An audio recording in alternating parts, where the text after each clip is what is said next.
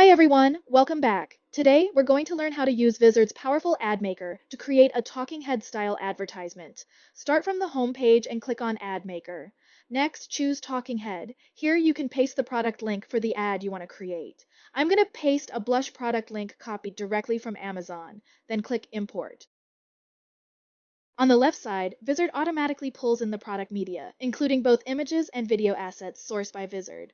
We'll click Select All to include everything. On the right side, you can customize the ad content before generation. First is the product name. We'll add the blush shade name here to make the ad feel more accurate and product specific. Next, we'll expand the product description with a few extra details. For the target audience section, we'll leave it as is, since Vizard already generated a very complete audience profile.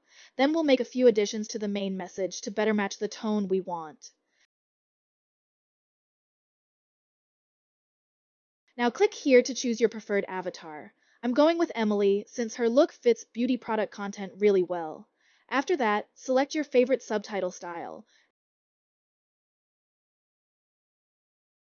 And finally, click Generate Ad. Just like that, your talking head ad is ready, complete with an AI avatar, product visuals, and fully generated ad content.